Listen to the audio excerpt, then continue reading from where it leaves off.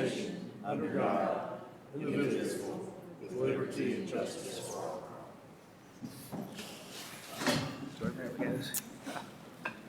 All right, is there a motion to approve the agenda?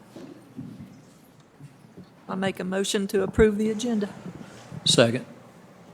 All right. Ms. Jones? Mr. Abbott? Yes. Mr. Fletcher? Yes. Mr. Goodpaster? Yes. Mrs. Guppy? Yes. Mrs. Ford Hubbard? Yes. And Dr. Scott? Good evening, Madam Chair and members of the board. For the superintendent's report, we'll begin as we normally do with the update on the intermediate school.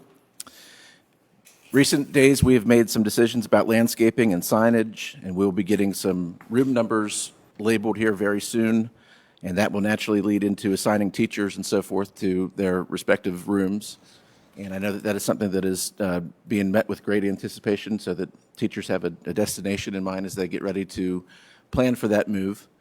But as you can see from the pictures there, there's still some groundwork going on outside, and we've made some decisions about the courtyard area, the flag court area, and some of the trees and so forth that will go in there. Throughout the rest of the building, I feel like every month I talk about we're starting to see color in more parts of the building, and as we get color on the walls, it really seems to come to life. The gymnasium looks outstanding, and we will have, in addition to what you can see there, we will have, we're working on storage for underneath the stage floor where we'll be able to keep our chairs when they're not in use. And we will have the loo system set up so that there will be the interactive play station for the students in the corner of the gym. That will be a very neat thing to demonstrate with the board when that is in place. We're also starting to see millwork throughout the building. And we've had some recent tours there, was able to take the city manager and deputy city manager on a tour very recently and show off all the bells and whistles that we have going in there. And I know Mr. Rader has organized tours with different parents throughout the 4 school zones right now, making sure that everybody has a chance to see things as they're developing and develop that sense of community. There still seems to be some convincing that needs to happen, but by and large, everybody who visits the school walks away with positive remarks and feeling like it is really coming into its own right now. Now, despite some of those positive remarks, some of the things that we are still having to face as challenges are the traffic pattern, for instance. And so recently we have taken our best 3 or 4 ideas about how traffic should work at the intermediate school, and that also brings into the conversation the primary school, as they're all on one site, obviously. So we've had some discussions, and the only conclusion that I can really give you at this point is that we know that no matter what our best plan is, it won't be as good as the plan is about a week after we open the schools. So we will be open to making fine-tune adjustments as we get ready to get the school year underway. But several different approaches are being evaluated, and we think that we're getting closer to the best starting place that we can have. We're also looking at redesigning some of the parking lot spaces to make sure that we have ample spaces for staff and public visitors, but right now that's going to take some reworking, and there are some budgetary implications with that, but I think that that's all going to be part of the school construction grant. We also have renovations planned for what is now Van Pelt and what will be Virginia Primary. If you're familiar with the building, as you go onto the hallway that is farthest away from the main office where 3rd grade and 2nd grade and 1st grade pods are, right in the middle of that hallway for the existing 2nd grade and 1st grade pods, we're going to have some renovation over the summer where we will add some walls and work on the fire alarm system there. But that will be one of the parts that we do to create a nice space for the teachers coming into the primary school next year. We have scaled down some of those renovations to make sure that we don't bite off more than we can chew in the upcoming summer. But that will be coordinated with our maintenance staff and some outside contractors to make sure that we have everything that we start, and we're hoping to start as early as even making preparations in the last week of the school year so that we can jump on that early in the summer. And that, in conjunction with all the moving that's going on, is going to make for a very busy summer at the primary school. If I didn't mention, I meant to, that we are Included in those renovations will be upgrading the fire alarm system, and some of that work will even begin during spring break. We're also going to be getting final inspections of the 2 classrooms we've added there this year during spring break. With our technology department in mind, unfortunately, Mr. Shelton was not able to join us this evening, but he will have to hear secondhand the recognition that I want to give him for the installation of the ViewSonic smart panels and all of his staff that helped with that. These were recently installed throughout the school at the high school, and you can, I think we had a picture of that up there a second ago. These are wireless devices, so our teachers can cast right onto the board, and the sound is better. I think the picture quality is better, and they're interactive, so the response so far has been very positive. We did hear that there were some people who wished that we would have perhaps waited for a break in the school calendar to install these, but with a number of renovations that we have on the horizon, it's not always practical to wait until the students are out of the building to get everything done. So this was one of the exceptions that we made to get those in place sooner rather than later. But with the idea that there are upgrades happening throughout the division during other calendar breaks, the middle school's intercom and public address system will be getting its upgrade during our spring break. And we're also preparing for the implementation of the Centegic push-button card response system, and there's cabling that has to be done for that so that it won't necessarily use our own network, but there's some cabling that has to be done to get that system in place. And then as soon as that's in place, we'll be able to integrate it with the new public address system. All right, now turning our attention to the Black History Month educational experiences that we had. I'm going to put Dia on the spot here in just a second, and I didn't run this by her first, but I want all of you student board reps to understand that when you do outstanding things, we want to take time to do our best to embarrass you here at a public meeting. So during Black History Month, our cosmetology students did some ethnic hair projects, and Dia, would you mind explaining what we see here? Yeah, so a lot of African American hairstyles includes braids and different color hair. So Isaiah Williams, who's a senior, did the back on the right, and that took him about 8 hours to do, but he did it. And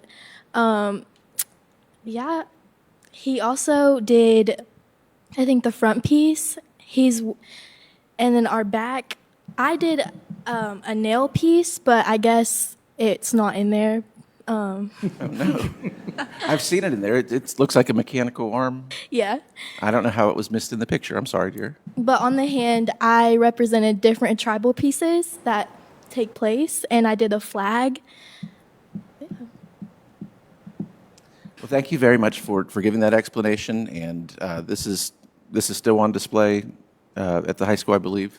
So if you have an opportunity to check that out, please do so. We had a number of other Black History Month experiences going on throughout the county, and I was able to see some of those. Far too many to list here, but I know that we did have presentations on the Harlem Renaissance. We had some great biographical reports in our elementary schools. But one event I want to call everybody's attention to. On February 27th, we had a truly outstanding celebration here at central office and at other parts in the county. This was kind of a culminating event. We had a lot of staff members participate in this, and I would like to single out a few of those for their efforts. To begin with, Ms. Karen Cross at the middle school, who was able to take a lot of the initiative in creating this full-day experience for her middle school students, was able to bring about 100 students and faculty members over for the experience to hear Mr. Jerry Jones and his accounts of his experiences growing up here and attending Douglas High School. And so there was a lot of artifacts for the students to see, and they got to listen to a riveting speaker. And then she took them on to the Legacy Theater to have a screening of the movie Till. And then their tour that day stopped by the resting tree on the plantation near Sugar Hollow. So I wanted to thank Ms. Cross in particular for her hand in organizing this. I'd also like to thank Mr. Brad Harper and all the hardworking members of the Transportation Department for working out the bus schedule that day. I know that was not a conventional day for our buses. Thank you to Mrs. Leah Parks and her staff for being flexible in providing lunches for everybody that day. Again, not a conventional day for feeding students, but thank you as always for that. I want to thank Mr. Collins and the Social Studies Department at the high school for including your high school students, or some of your high school students at least, to see and hear the speaker. And Mr. Buckles and the maintenance staff for getting this room set up for that day. And really, Cody Shortridge, I think, deserves special attention from the maintenance department for getting the chairs all up and down. And Stephanie, I know you helped with that. So thank you to each of you for your contributions to that. The biggest thank you goes to our Mr. Randy White, former board member here. Randy, as those of you who know him, this is a passionate topic for him, and I wanted to thank him, and I think that we will present him with something probably between now and the next board meeting, but to thank him for his passion for this subject area and for being a driving force to get this all set up, and it was truly a great experience. All right. Also have a special thank you to the Ann and Jean Worrell Foundation, formerly the Jean Ann Foundation. They have increased their support for the Bearcat Paws program. The very generous additional gift of $25,000 for that program, which brings their total contribution for the year. Mrs. Hurd, I think I'm right in saying it's over $200,000 for this year alone. So outstanding partners that they've been. So we want to make sure that we recognize them for that, and also our own educational foundation. Brittany Short and the members of her board have done an excellent job of helping us to receive those funds and get them back in our schools. So thank you to all involved with that.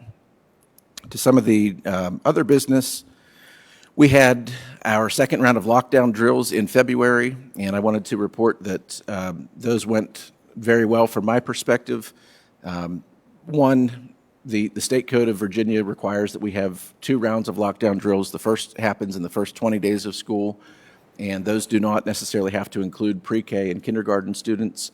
However, the code also says that after the first 60 days of school, you have to have another round of lockdown drills. So we gave ample notice to our parents, and then we had planned to do those drills in January when the semester change happened, so that our students, as they were meeting their second semester, teachers would get a quick rundown of all the crisis protocols and so forth.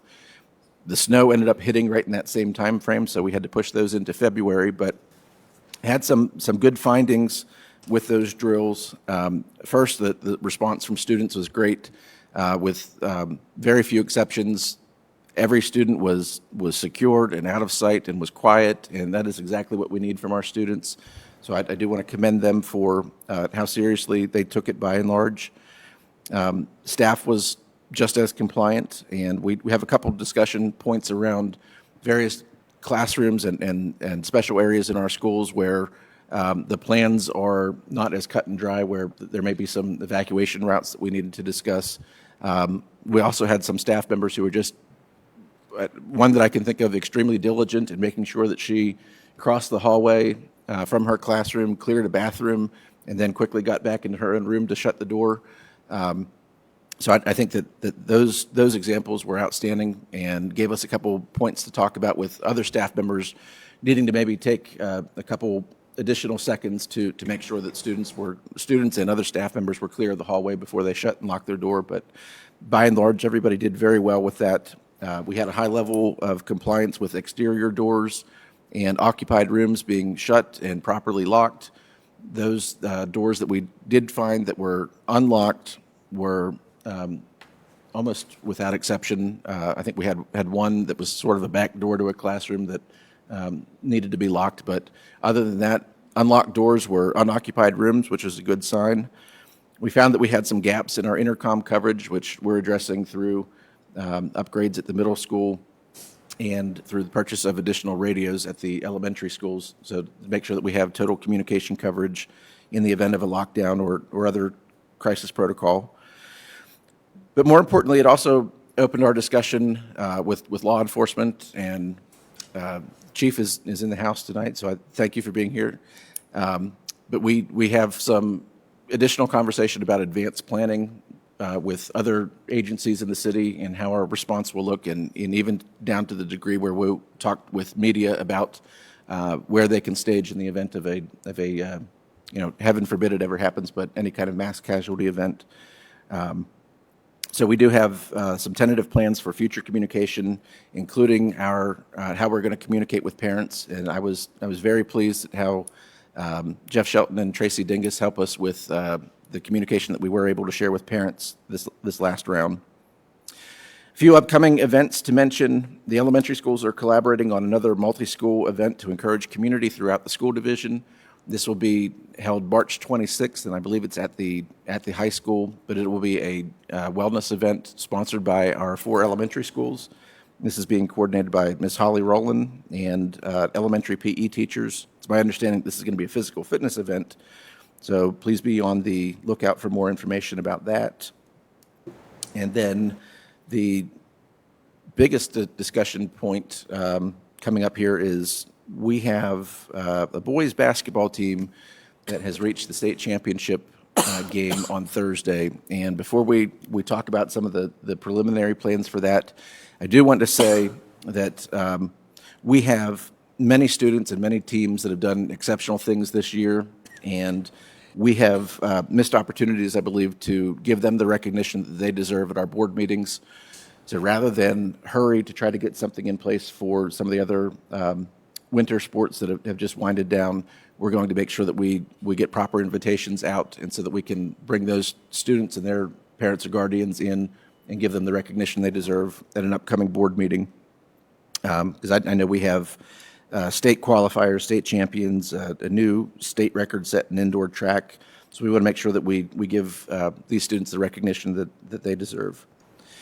Now, regarding the boys' trip to the state championship, as I mentioned to the board via text today, it's kind of like trying to track a storm and knowing what's going to hit and where and when and so forth. So while we do know definites about where the game is and when the game is, we're still trying to pin down how many residents of the Bristol area loosely are planning to attend that game, and to try to accommodate that to the best of our ability. One of the difficult aspects of that is understanding that we may have a very vocal group of somewhere between 15 and 200 people who adamantly want to go, but we've had a school division of 2,000 students that we need to make sure that everybody's needs are being met. So all of that to say that we are still in the process of developing our plans. We intend to take at least a spirit bus or 2 and some school chaperones. We're also seeing that there's a little bit of traction for the idea of watch parties, perhaps at all schools, if not just at the high school. We want to celebrate this event. We want to support our boys any way that we can. And the practicality of that is that it's not necessarily feasible for us to send everybody, but we're going to try to adjust and be nimble with how we do all of that. The note I wrote to myself is to say that I want to remind us all that the right decision is not sometimes as obvious as listening to the wishes of the people who vocalize their opinion. So we will try to be fair and accommodating and make the best decision that we can, and hope to have those decisions firmed up by tomorrow. I also want to mention that we have a guest deserving of recognition here tonight, Mr. Melvin Woods, who some of you know has long supported the school division by helping us with the flags. So, Mr. Woods, thank you for being here this evening. And at your seats, you have some Bearcat swag that we wanted to give you as Vice Chairwoman Vanessa Guffey is now modeling. This is a late gift for School Board Appreciation Month, and so you have all received those. And we want to say thank you for everything that you do for our schools, both as you visit them and as you listen to our community and provide us with feedback and insight on the decisions that we all try to make for our students. And with that, I will conclude my remarks. Thank you. Any questions? I've got one comment. Mr. Melvin Woods, as you mentioned, Dr. Scott, all he does for the flags and flagpoles at all our schools. I ran into him this morning at the bank as he was putting up the flag, and we talked a little bit, but a little bit of concern about the new flagpole at the intermediate school. Okay. Might be good if we could get his input on, he had a little bit of concern about the mechanics of it and that type of thing. Very good. You can reach out at your convenience, and we'll make sure that your concern is heard, okay? All right, thank you. We'll turn it over to our student board representatives for their report.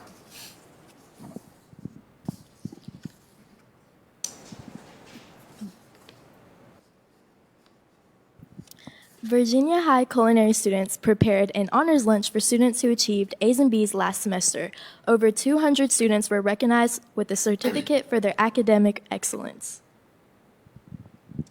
This past month, we had our wrestling team had their state competition, and our very own Orrin King, Mason Harrington, and Quentin Daggs took 3rd, 4th, and 6th, respectively. And a couple weeks ago, Tayron Woolen hit his wonderful half-court buzzer beater, which hopefully everyone here has seen by now on the tweeters or the Facebooks.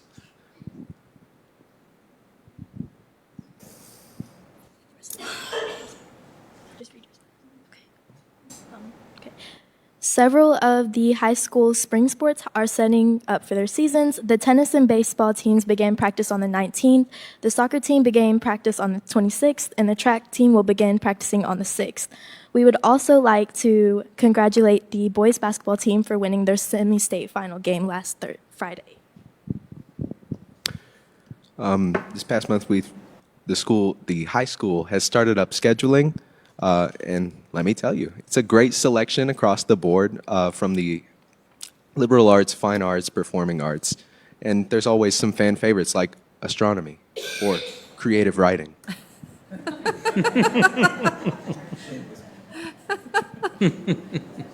The Virginia High School Beta Club is also currently in search of service projects.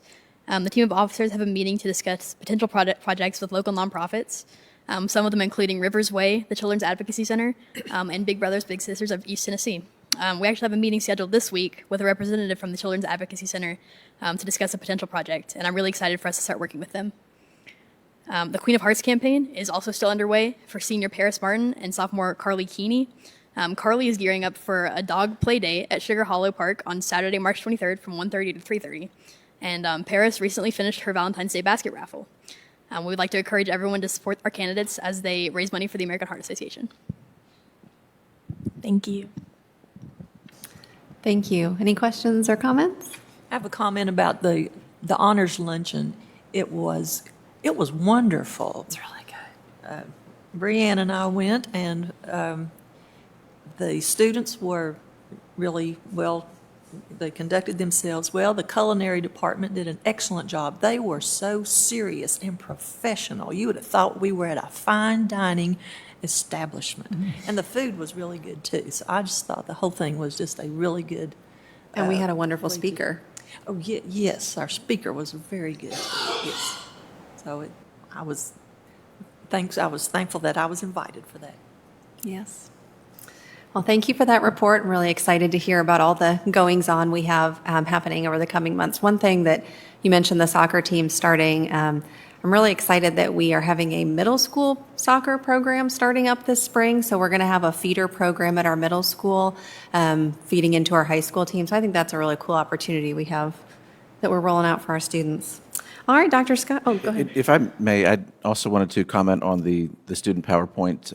Had an opportunity to meet with 3 of the 4 reps, and one of the questions they asked is how hard-hitting are their reports allowed to be, and what kind of information should they be sharing. And so I wanted to publicly extend the challenge that I extended to you guys in private, and that was, I would like you to think about asking students and staff questions that will help us more or less establish your legacy, and ask questions about what do we want our school to look like after we're gone. And so I'm encouraged by your responses initially, and hope to see something along those lines in upcoming months.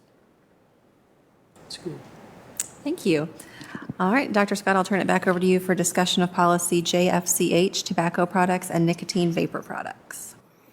Yes, ma'am. At the last board meeting, we discussed the problem about vapor products in our schools and how harmful they can be. And the response from the board that evening was to, in as much as possible, take swift action to make sure that we had policy in place for what to do with violators of the tobacco and vape policy. I was perhaps remiss at the time in mentioning that we have a policy on the book, but the policy that's on the books does require a regulation. So what I have provided in the meantime, between last meeting and this meeting, is a proposed regulation.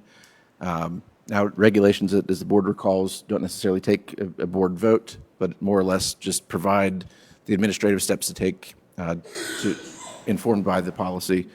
So would you like me to read this for the record? Sure. Thank you. So the regulation that will attend to policy JFCH reads thusly. Students shall not use or have in their possession tobacco or vapor products in any form on school premises, on sponsored trips, or on school buses during school hours. Students shall not use or have in their possession tobacco or vapor products in any form at any school-sponsored event or activity. To use shall mean any holding of a lighted cigarette, cigar, pipe, or vapor product, any inhaling of the smoke of tobacco or vapor product, and/or any chewing or dipping of any tobacco product. School hours shall include the period of time beginning with the first bus pickup or arrival of car riders in the morning and ending with the last bus drop in the afternoon. Violations of tobacco or nicotine vapor products shall result in confiscation of the tobacco or vapor product and shall subject the student to penalties as follows.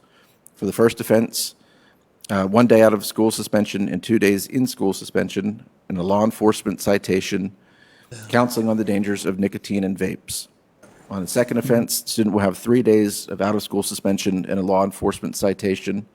And on the third offense, a 10-day out-of-school suspension with a hearing before the Division Disciplinary Hearing Committee for possible recommendation for long-term suspensions from school. Violations of vapor products containing marijuana or marijuana byproducts shall result in confiscation of the vapor product and shall subject the student to penalties as follows. A 10-day out-of-school suspension with a hearing before the Division Disciplinary Hearing Committee for possible recommendation for long-term suspension or expulsion. In addition, any student who possesses tobacco or vapor products shall be issued a citation by the school principal or the resource officer. The citation shall require the student and his parents to appear in juvenile court.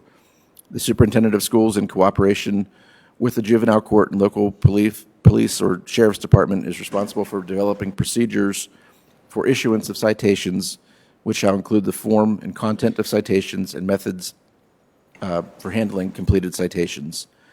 Students and parents shall be notified of this citation requirement at the beginning of the school year.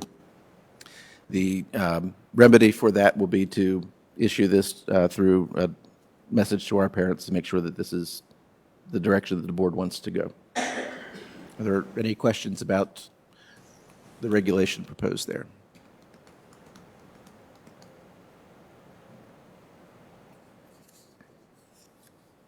Good. All right. I want to ask one question. It's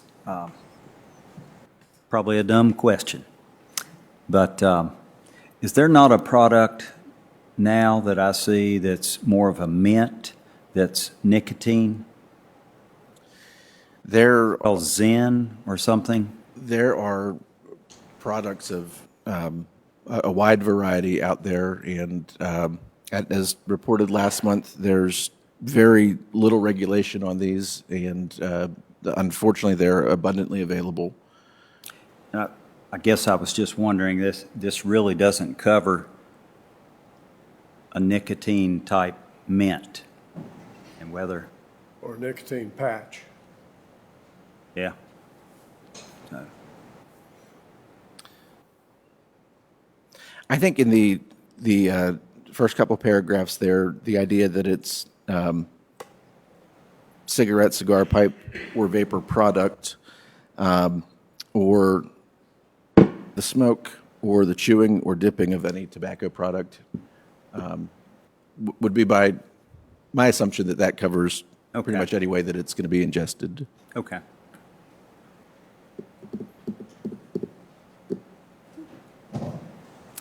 All right, thank you very much. We'll move on to public comment.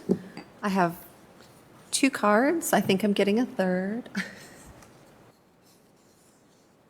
Thank you. Noah Ashbrook?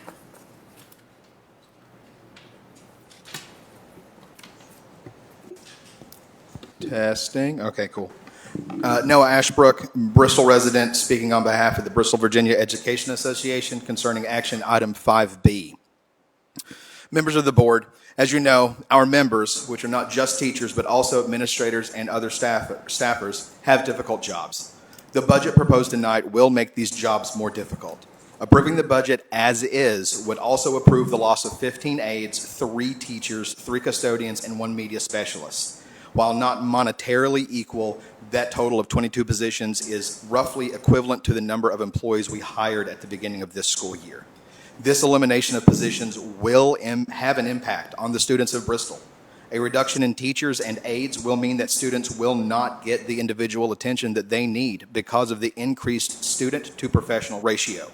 Our division's children will also suffer from the loss of a professional who can guide them in learning how to find informational materials that are reliable, as well as books that they will love.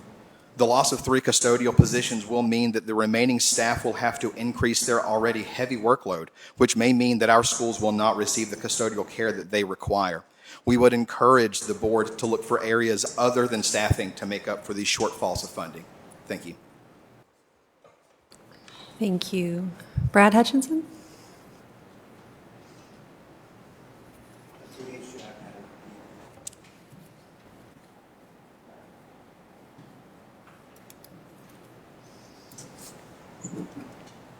I'm going to read a couple excerpts from members who email us their concerns about the budget. One teacher wrote, "There are many reasons we do not need to cut aides, tutors, janitorial, professional positions. Many of our students are not on level in reading and math.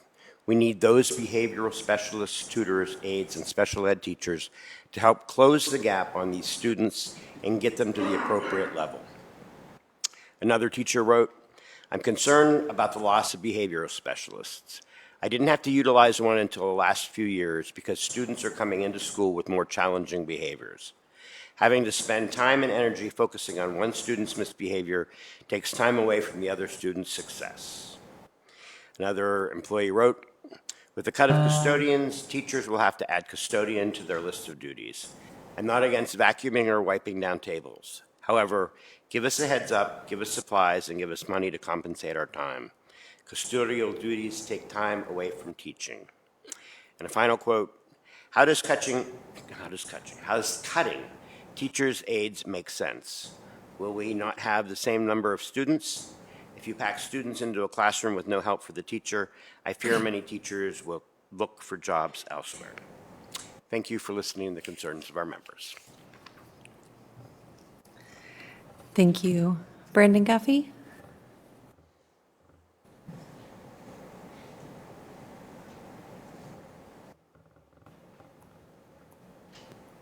Hi. I feel like what I'm going to say you've already heard, but I'm going to say it anyway. So, good evening. As I was looking over the agenda for tonight's meeting, I initially noticed a lot of purchasing happening, which caused me to look a little bit deeper, and then I noticed a significant number of positions being eliminated. This was confusing to me because I thought with building consolidation and such, there was supposed to be little to no job loss, and my intention tonight is to say all this with students and future students in mind so that all of their needs are met. I felt sad and a little perturbed reading these things. Sad because people will be losing jobs and students will be losing key people in their education like support staff such as aides and custodians. We will still have the same number of students regardless of the number of schools we are operating, and they will still have the same needs in the coming years as they do this year. Respectfully, our buildings are filthy. The floors in the main areas that I use are sometimes spot cleaned, and all the other cleaning I do myself. if we can't maintain what we have with who we have, how can we expect fewer to keep up? I just want what is best for our students, nothing more, nothing less. I don't want to cause problems or hurt anyone's feelings, but I felt like I needed to express my concern. Thank you for allowing me time to speak. Any other public comment? All right, thank you. We'll move on to the consent agenda. Is there a motion for the consent agenda? Make a motion to approve consent agenda. Second. Any further questions or comments? All right, Ms. Jones? Mr. Alves? Yes. Mr. Fletcher? Yes. Mr. Goodpaster? Yes. Mrs. Gaffney? Yes. Mrs. Forte? Yes. All right, moving on to action item 5A, approval of school board budget revision number 6. Thank you, Madam Chair. The current the current budget revision is simply dealing with principal and director transfer requests for preparing for the end of the year closeout, and there's 0 net changes to the budget there. Is there a motion to approve school board budget revision number 6? I'll make a motion to approve budget revision number 6. Second. Any further discussion? All right, Ms. Jones? Mr. Alves? Yes. Mr. Fletcher? Yes. Mr. Goodpaster? Yes. Mrs. Gaffney? Yes. Mrs. Forte? Yes. All right, we will move on to action item 5B, approval of the 2024-2025 school board budget.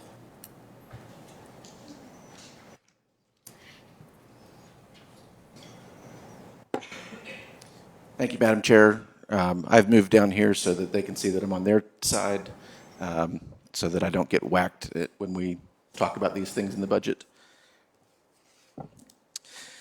A few prefatory remarks about our budget. Tonight's presentation is based on the governor's introduced budget bill from December, and the House and the Senate versions of the budget are coming to light and being discussed, but as far as seeing hard numbers on those bills, we can't really compare them all that much other than to say that they are miles apart. Also, I want to state that we're all familiar with the financial position of the city of Bristol and understand that it is not a matter of negotiating with the city for more funding. We simply know that the economic condition isn't such that the city has money that they don't want to give us. It's more the case that we understand the resources are effectively tapped out, and that meeting our required effort is going to be basically all that we can expect from the city this year. Vision for our students in Bristol is that is preparing all students to thrive in a dynamically changing world. And this is the vision that we are going to be sticking with, at least until we can see if I can pass a budget. But the idea here is that we understand that we have to prepare our students for jobs in a job market that is not necessarily fully in focus for us just yet. So staying ahead of technology, providing our students with opportunities to meet and interact with the emerging technology, it is going to be part of what we offer in our schools. But we also want our students to be critical thinkers and to be prepared for a landscape that is as yet to be determined. Our budget priorities are listed there, and I'm not going to read all 7 of these. I do want to highlight a couple things. With number 1, obviously there has been a lot of time and attention given to Virginia Primary School and making sure that our, not only the primary school, but also the intermediate school have everything that they need. And there's more to be said about the staffing situations that are going on there, but also making sure that we have adequate funding to support the needs for our middle and high schools. With number 2, exploring creative ways to include emerging technology specialists in the budget. One of the things that we are looking forward to is the STEM position that we are going to be able to have at the intermediate school and making sure that we have curriculum to go along with that. In number 5, the all-in funding is referenced there, and we know that chronic absenteeism is a challenge that we face here in Bristol, and one of the things that we can show statistically is the efforts that have been made by our attendance officers and our attendance clerks. There is a data-driven reasoning behind some of our ability to manage that fund, that all-in funding, a little bit differently, and we will be able to safeguard those positions that were otherwise going to be lost when we lose much of the federal funding that has kept us afloat here. In number 6, prioritize positions that needed to continue to providing resources for the support of the whole student, including mental and behavioral health support systems. This is a reference to our behavioral specialists, as BVEA has mentioned, and we do have a slide later in the presentation to talk about those positions and how important they are. And then with number 7, the idea that our fringe benefits and our compensation packages must remain competitive. And I think if you were to survey across the state and across the nation for that fact, looking at increases to health insurance costs, everybody is combating those increases. And one of the things that we have decided to do in our budget is to make sure that the school division is funding those increases rather than passing those increases along to our faculty members. So as we get into the idea of the cost sharing that happens between the Commonwealth and the localities in Virginia, one of the things that we have to mention, and this is something that I do with, occasionally I'm asked to speak with doctoral students about the funding mechanisms in the state of Virginia. Understanding just at a very basic level what required local effort is. In layman's terms, it is looking at our locality's ability to pay, and then the state has some pretty detailed calculations about what is the state's share of the cost and what is the locality's share of the cost. And in Bristol, that roughly comes down to 70 cents out of every required dollar is the state's effort, and about 30 cents is the locality's effort. And this is all determined by the local composite index, or the locality's ability to fund the schools. As we've already stated, with the financial shape of the city, we are going to be hard-pressed to do anything beyond the required local effort. According to the governor's budget, that nearly $8 million figure you see there was the original number that we were able to glean from the governor's budget and the state's calculation tool. This contribution from the locality does not count the debt service that they pay for the school buildings or the any kind of local funding that is used for capital improvements. So we will see on this slide that when we add in debt service paid from the schools, that the adjusted minimum city contribution is $8.3 million. And that note in the sort of at the bottom of the page there, subject to change once the final state budget is approved.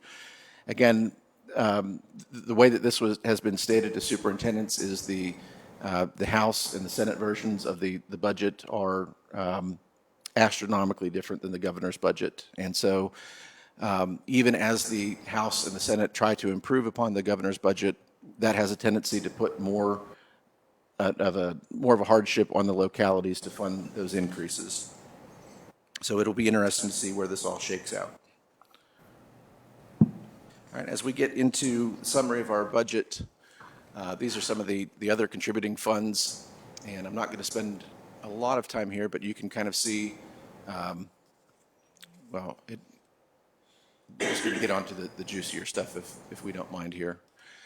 When we look at the general fund and some of the conditions that were put into the governor's budget bill on December 20th, one of the things that the governor's bill outlined for us was a 1% bonus or its equivalent to be paid out of the first year of the biennium funds. As we have had discussions and engaged board members in these discussions, we believe that a step-only pay increase for teachers is what we can afford this year.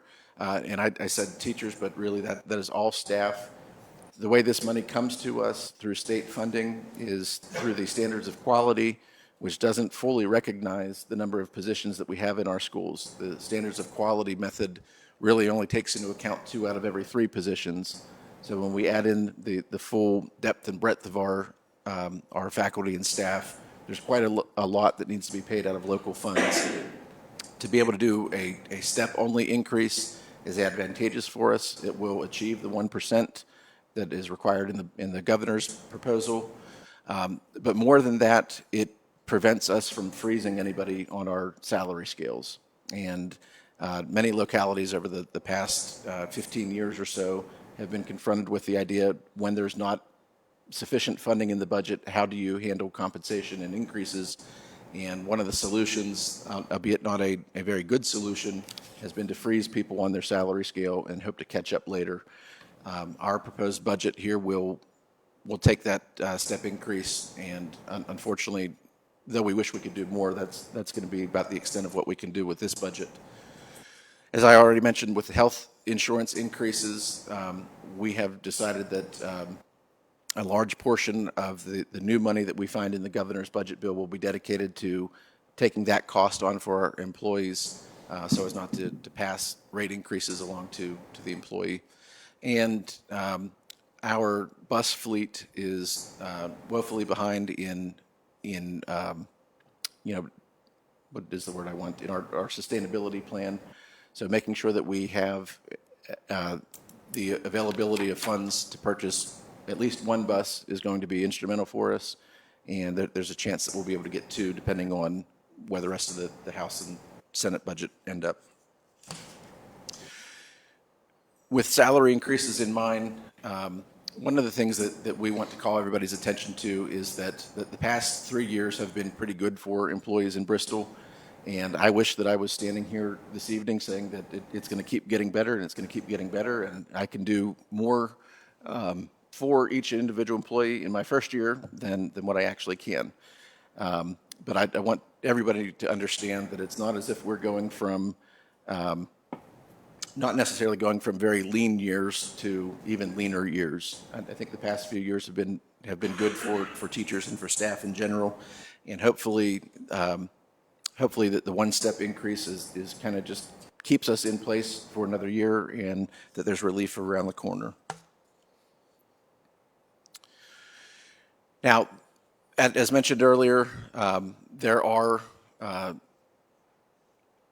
some personnel decisions that are reflective in the budget, and in so much as the budget is a reflection of our own financial position, there has been a tremendous amount of federal revenue, federal funds in our budget the last several years, and this has allowed us to add positions that weren't there pre-COVID necessarily. And as a matter of fact, when those dollars, those federal dollars, entered the budget, there were a lot of school divisions across the Commonwealth who were confronted with the same decisions that Bristol has confronted, and that is how best to expend these funds, knowing that they are temporary funds, knowing that there is an expiration date on them.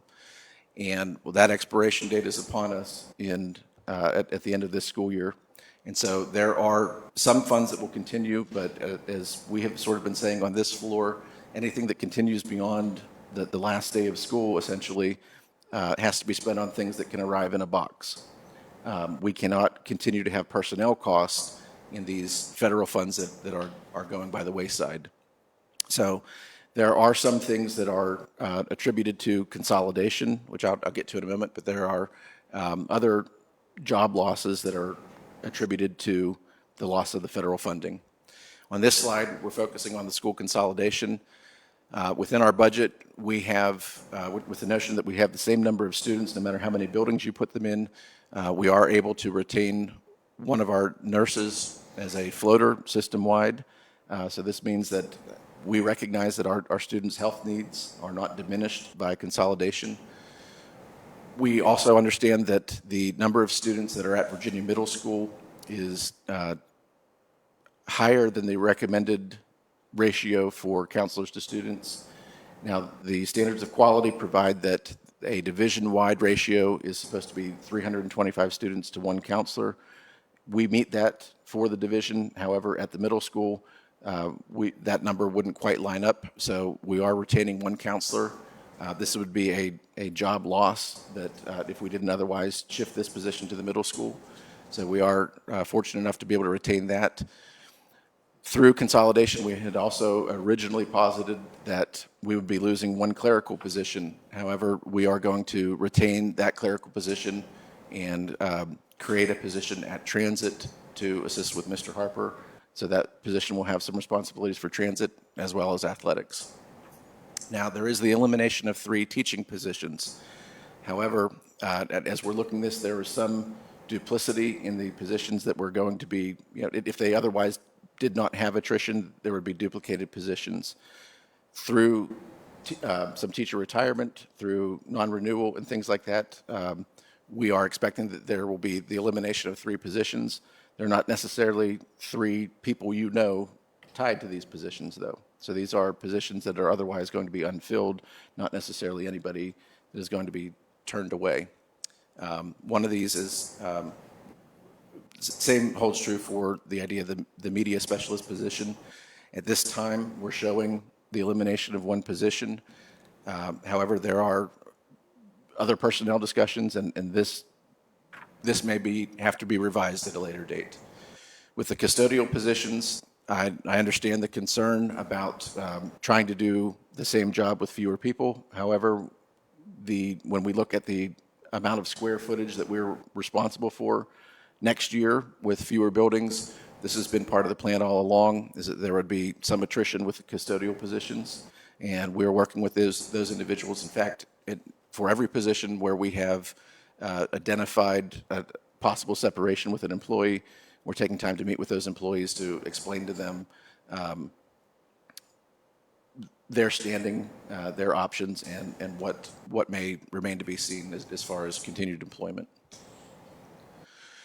Regarding the funding or the loss of the ESSER funding and some of the positions that are related to that, I have mentioned at these meetings on numerous occasions the great work that Ms. Cox is doing with the Bearcat Bridge program.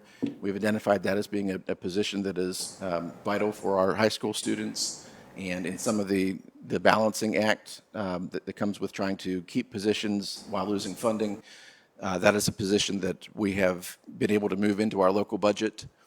The student services teacher resource position, that is effectively the position that deals with families that are in some very dire need of resources, as well as some of the truancy responsibilities. That student services position had been in ESSER funds. We, however, know how important that position is, and to sustain it long term, we've made a decision to move that into local funding. With our behavioral specialists, we had 13 positions that were funded through that. Currently, we have 11 people in those positions, and as we surveyed the school board members and talked with various leaders throughout the school division, there were a lot of champions for these positions, and the best that we can do right now is to retain 5 of those, which actually this slide says that would be the elimination of 8 positions. It is technically the elimination of 8 positions, but it is parting ways with 6 individuals right now. And we're working through criteria to determine which of those will stay on and which of those will suffer separation. Now, with that, we are also constantly looking for different grant opportunities. We know the value of these positions. We know how hard these employees have worked with our students and the lifting that they've done in our schools. And so it is not a matter that is taken lightly, and we are doing everything that we can to find other revenue to support those positions. But as black and white as it can be right now for the budget proposal, those would be positions, 6 personnel from the behavioral specialist positions that would be lost. Continuing with that, the attendance clerks, as I mentioned, we are going to shift funding in our all-in funding package that came from the state. This is sort of a convoluted story, but some of the unfinished learning money, as I referenced, things that can show up in a box, if we're able to shuffle some funding sources around to handle the adoption of textbooks, which is a requirement, then we're able to free up some money in the all-in funding. And chronic absenteeism has been a focal point for the school division this year, and we're happy to say that we're going to be able to secure funding for those attendance clerks and the attendance officer by moving that funding source from ESSER funds to all-in funding. Unfortunately, and as you'll see demonstrated later in the slides, the amount of growth in our budget as presented by the governor's bill is not sufficient to retain all positions. And so we do have 15 classroom transitional aides those positions are going to be eliminated, and 2 interventionists. And again, it is not without serious consideration that we have made those recommendations. Okay, there are some other position changes. With the loss of custodial positions, there has been a change that is going to allow us to add a position to maintenance / school nutrition, and this is going to be a split-funded position. And we also have, as mentioned earlier, with the Jean Ann Foundation or the Ann and Jean Worrell Foundation, more properly moving a teacher from a grant-funded position into CTE-funded position. And as mentioned earlier, also the STEM teacher at the intermediate school. This is, again, a teaching position that would have otherwise been lost, but we're able to retain staff in a different position there. So as we look at how the numbers come together, along the top row you see, the top 2 rows you see state funding that comes in, and some of that is restricted funding, but all told, when we look at the federal revenue, the local revenue that comes in and so forth, that bottom line number all the way to the right, 1.9 million, that is essentially the growth margin for our budget this year. And it is from with that we have to try to meet all of the requests and retain all the staff that we've just been talking about. You can see on this slide how the expenditures begin to break out, and on the next slide you'll be able to see in a little bit more, with more perspective perhaps, where the dollars are going. I've always believed that when you just see a nicely stacked column of numbers like that, it's sometimes harder to compare them. But when we look at it like this, you can see that the bulk of our expenditures are for instructional purposes. This is salaries and so forth. And then you can see the smaller percentages are expenditures that are related to administration of facilities, debt service, and so forth. Okay, and so we, as maybe you anticipated, there have been different aspects of our budget that we are not able to accomplish. And there were requests for additional special education teachers. This is something that we do believe, though, through every year in a budget, as there are different changes and different positions that perhaps go unfilled for a short time, there's sometimes funding that precipitates out of the budget. And with those, if there arises an immediate need for a special education teacher, that is something that is not completely off the table. But as far as being funded up front, we were not able to include an additional special ed teacher, nor were we able to include an additional licensed ESL teacher. Again, as we've mentioned, kind of ad nauseum at this point, the additional behavioral specialists, different fleet upgrades, requests to have better GPS locating and better communication with those things that are having to be deferred at the moment. The roof at our transit building, this is something that has sort of been almost a fumbled handoff between the city and the school division as far as who's responsible for upkeep at that building, particularly when it comes to fixing a roof. That is something that we're going to have to defer at this time, but may be able to capture with some of the year-end funding.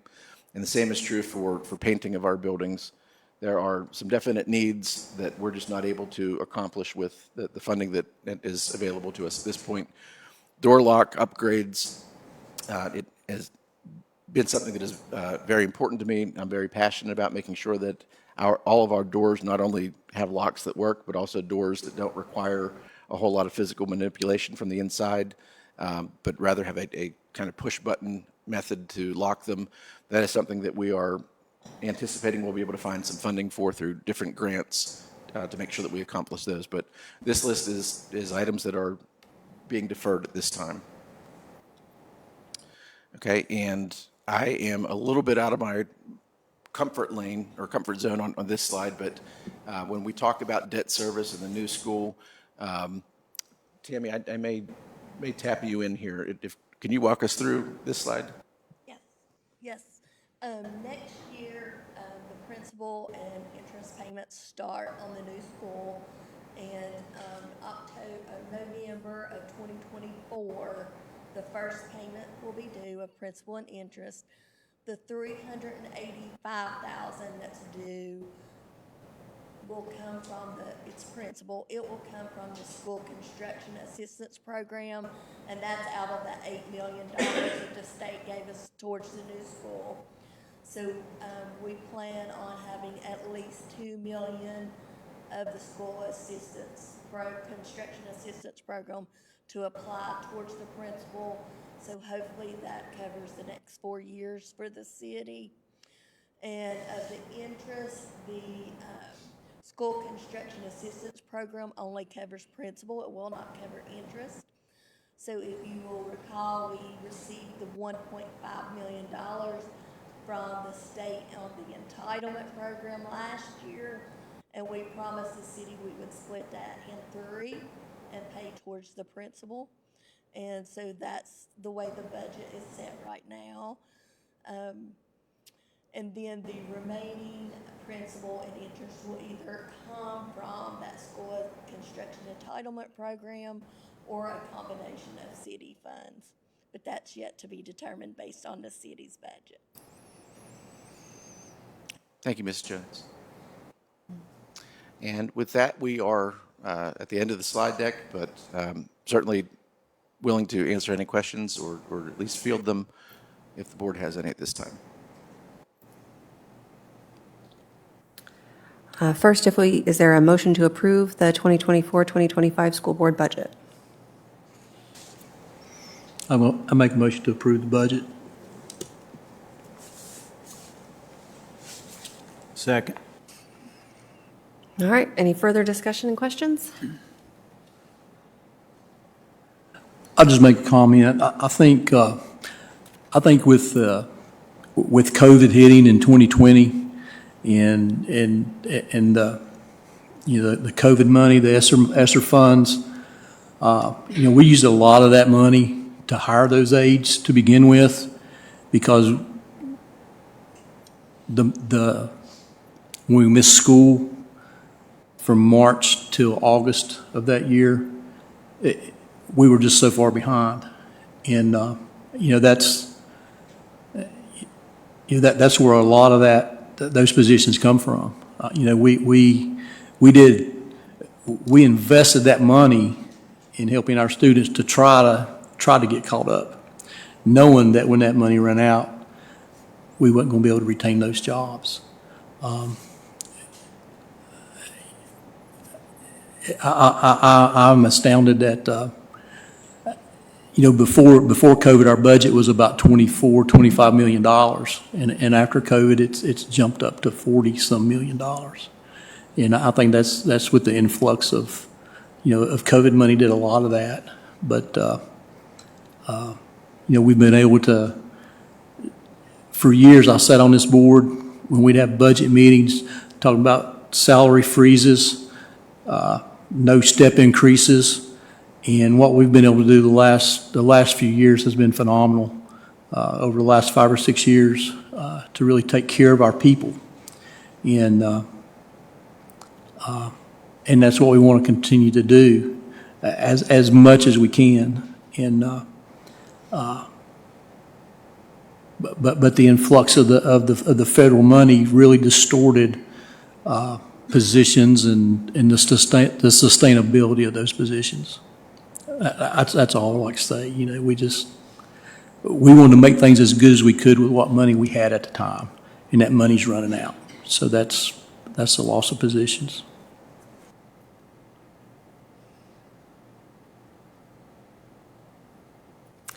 I'll just say, as has been mentioned, Bristol's not in a good financial situation. We can't go to the city and ask for more money.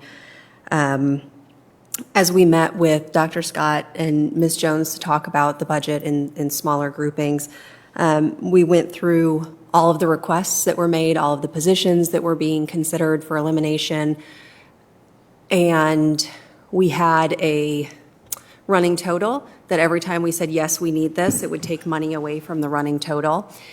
And there were no good choices. There were not no good choices. There were no good full answers on this. Every single request that we reviewed was important. It was about staffing, it was about learning, it was about safety, it was about behavior, it was about transporting our kids, maintaining our buildings. There was nothing on that list that I thought, this is silly, why did someone ask for this? I wanted to fund every single one of those things, and we don't have the funding to do it, which meant that we had to make really difficult decisions.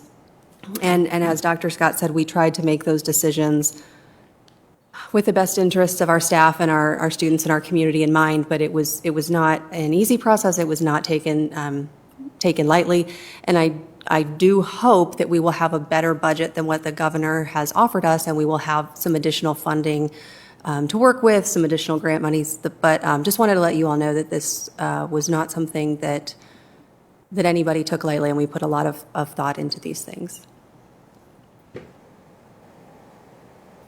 All right, if there's no other discussion, we'll call the roll, please, Ms. Jones. Mr. Alvis? Yes. Mr. Fletcher? Yes. Mr. Goodpaster? Yes. Mrs. Guffey? Yes. Mrs. Forbes Hubbard? Yes.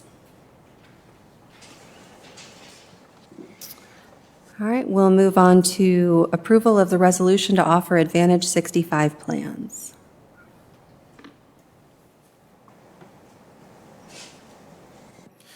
Thank you, Madam Chair. This is a new offering for retirees that would allow them to, it would be something like being in their own pool for insurance coverage, but this would be at no additional cost to the school division, and but give our retirees the extension of benefits through a new plan. Is there a motion to approve the resolution to offer Advantage 65 plans? I make a motion to approve the resolution to offer Advantage 65 plans. Second. Any further discussion? All right, Ms. Jones? Mr. Alvis? I'm going to abstain. That might affect me. Mr. Fletcher? Yes. Mr. Goodpaster? Yes. Mrs. Guffey? Yes. Mrs. Forbes Hubbard? Yes. All right, item D, approval of RFP number 02-2023-24, 11824 for a term contract for architectural services.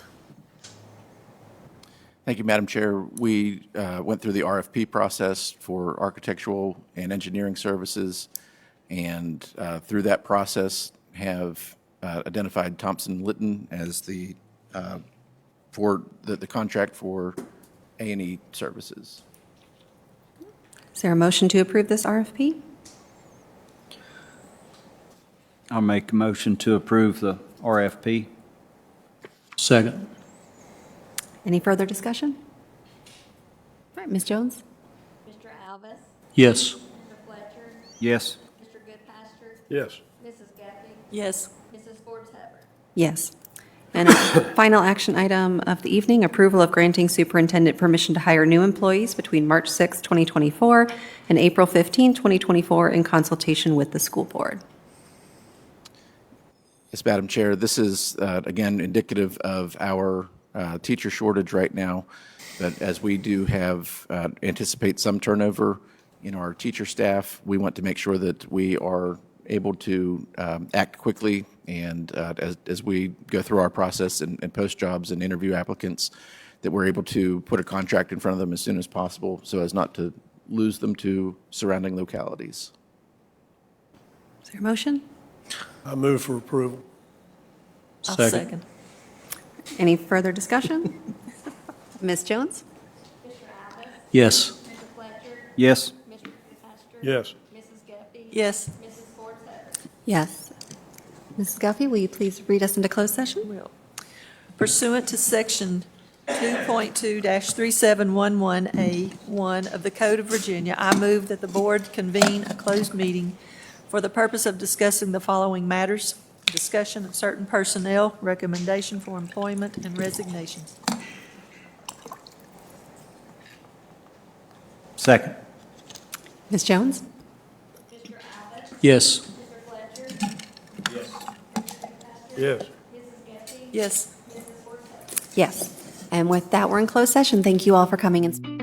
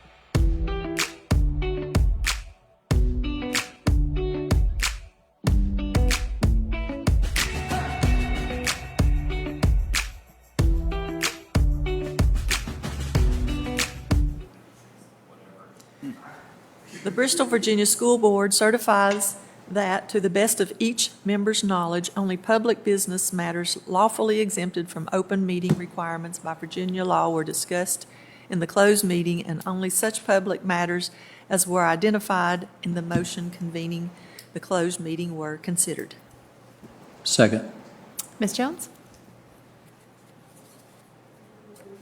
We did. Mr. Goodpasture had to leave prior to entering closed session. Yes. Yes. Yes. Yes. Is there a motion to approve attachment A? Remembered it this time. I make a motion to approve attachment A. Second. All right, Ms. Jones? Yes. Yes. Yes. Yes. All right, is there any other old or new business? All right, we are adjourned.